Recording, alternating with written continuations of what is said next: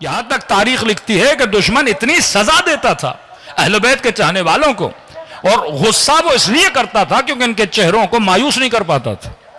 مولا کا صحابی 120 تازیانے لگائے حاکم نے، لیکن دیکھا اس کا چہرہ مرجھایا نہیں، ابھی بھی اس کے چہرے پہ خوشی ہے۔ اس نے غصے میں پھر کسی اور کو بلایا، پھر 100 کوڑے لگوائے، صرف اس لیے کہ اس کا چہرہ مرجھا جائے، اس کا چہرہ ابوس ہو جائے، لیکن ان کے چہرے پہ خوشی۔ جناب جبیر، سعید ابن جبیر، حجاج ابن یوسف نے بلایا۔ یہ وہ مولا کا صحابی ہے جو 2 دن میں یعنی 2 رکعت میں پورے قرآن کی تلاوت کیا کرتا تھا، قاری قرآن، عاشق قرآن۔ حجاج ابن یوسف نے بلایا، سعید ابن جبیر۔ حجاج کے دربار میں اس ظالم حاکم کے سامنے سعید کو کھڑا کیا گیا، کہا بتا تیرا نام کیا ہے؟ کہا کہ میرا نام سعید ہے۔ کہا نہیں، بولو تیرا نام شقی ہے۔ کہا میں کیسے بولوں، میرا نام رکھا گیا ہے سعید۔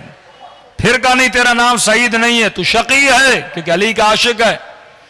کہ میرے سوال کا جواب دے۔ کہ کون سا سوال؟ کہ یہ بتا علی کو افضل مانتا ہے یا خلفاء کو افضل مانتا ہے؟ تو جناب سعید نے کہا جو اللہ کی دربار میں افضل ہے وہی میری دربار میں افضل ہے، جو اللہ کی دربار میں کمتر ہے وہ میری دربار میں کمتر ہے۔ کہ سیدھا جواب دے، بات کو گھما نہیں، علی کو افضل مانتا ہے یا خلفاء کو افضل مانتا ہے؟ کہ بتا تو رہا ہوں جو اللہ کی دربار میں عزیز ہے وہ میری دربار میں عزیز ہے، جو اللہ کی دربار میں ذلیل ہے وہ میری دربار میں ذلیل ہے۔ کہ میں تجھے قتل کروں گا۔ کہ جس طرح مجھے قتل کرو گے اللہ کرے تو بھی اسی طرح مرے۔ کہ تو کیا سمجھتا ہے کہ تیری بددعا مجھے لگ جائے گی؟ کہ میرا کام ہے دعا کرنا، لگے یا نہ لگے۔ کہ بس اتنی دعا میں ضرور کروں گا، جناب سعید نے کہا کہ اے کاش تیرے ہاتھوں سے یہ آخری قتل ہو جو تو علی کے چاہنے والے کا کر رہا ہے۔ میں نے اتنی عبادتیں کی ہیں، خدا یہ تو میری دعا قبول کرے گا کہ اگر میں مارا جاتا ہوں تیرے ہاتھ سے، وہ آخری بندہ ہوں جسے مارا جا رہا ہے۔ اس نے توہین جناب سعید کرنے کے لیے کہا کہ اس کو قبلے کے رخ کھڑا کیا جائے اور اس کا سر قلم کیا جائے۔ کہ جیسے قبلے کی طرف رخ کیا اور جب تلوار چلانا چاہتے تھے، جناب سعید نے قرآن کی آیت پڑھی، فَإِنَّمَا تُوَلُّوا، قرآن کی آیت پڑھی فَوَلِّ وَجْهَكَ شَطْرَ الْمَسْجِدِ الْحَرَامِ۔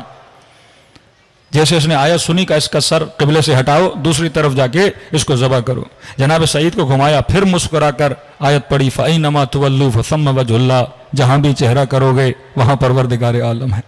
اس نے کہا اس کو زمین پر لٹا کے اس کا سر قلم کرو، اور جب جناب سعید کو زمین پر لٹایا گیا تو پھر اس نے قرآن کی آیت پڑھی تجھے اسی مٹی سے بنایا گیا ہے اور اسی مٹی میں ملایا جائے گا۔ اس نے دیکھا سعید کے چہرے سے خوشی جا ہی نہیں رہی ہے۔ یہ کون سی خوشی ہے؟ یہ تمسک ولایت اہل بیت کی خوشی ہے۔ وہ شہادت کو اپنے لیے غم نہیں مانتے تھے، خوشی مانتے تھے۔ اس اصحاب امام کا سر قلم ہوا، لیکن تاریخ لکھتی ہے سعید کی دعا قبول ہوئی۔ ودن 15 ڈیز، 15 دن میں حجاج کو ایک ایسی بیماری ہوئی جس بیماری کا کسی حکیم کے پاس علاج نہیں تھا۔ اندر بدن میں سردی محسوس کرتا تھا اور بدن کے باہر سے گرمی اور جلن محسوس ہوتی تھی کہ لوگ کہتے ہیں چیخ چیخ اور مالی یا سعید، اے سعید میری جان چھوڑتے کیوں نہیں، اے سعید تمہاری بددعا مجھے لگ گئی ہے، ایسی بیماری ہے میں جی نہیں پاتا۔ اس کے سپاہی کہتے تھے یہاں سعید نہیں ہے، کہتا نہیں مجھے خوابوں میں نظر آتا ہے اور اسی بیماری میں یہ دنیا سے چلا جاتا ہے۔ ایک طرف وہ دشمن علی ہے جو بلب بلب کے دنیا سے جا رہا ہے، اور دوسرا وہ ہے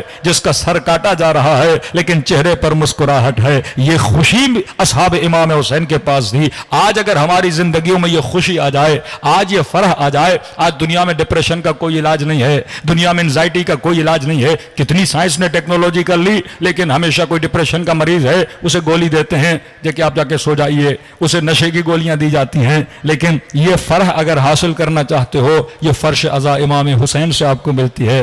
دنیا کی ایک قوم بتاؤ جو رونے کے بعد خوش ہوتی ہو۔ یہ مکتب علی نے، اللہ نے حسین کے آنسو میں ایسا سکون رکھا ہے کہ رونے کے بعد بڑے سے بڑا بوجھ ہو انسان کے دل سے اتر جاتا ہے۔ یعنی شیعہ ترستے ہیں رونے کے لیے، کس پر؟ حسین ابن علی پہ رونے کے لیے۔ ارے دنیا ہنسانے کے پیسے دیتی ہے لیکن یہ قوم رونے کے لیے ترستی ہے۔ یہ وہ نعمت ہے جو خدا نے آپ کو عطا کی ہے۔ آپ کبھی امام حسین کی زیارت پہ یقیناً اس مجمع میں ہر بندہ گیا ہوگا، جب ذریعہ حسین کو دیکھتے ہو اس خوشی کو محسوس کیا کرو۔ یہ جنت والوں کی خوشی ہے۔ اب معصوم فرماتے ہیں اگر چند چیزوں کا انسان خیال رکھے، فکری طور پر، عبادی طور پر، عملی طور پر، اخلاقی طور پر، تو انسان کبھی ڈپریشن کا شکار نہیں ہوگا۔ دنیا کے پاس علاج نہیں، لیکن مکتب اہل بیت کے پاس علاج ہے۔ اگر شہدائے کربلا کے طرح خوش رہنا چاہتے ہو تو یہ صفات اپنے وجود میں پیدا کرو، دنیا بھی آباد، آخرت بھی آباد ہو جائے گی۔ صلوات پڑھے محمد و آل محمد پر۔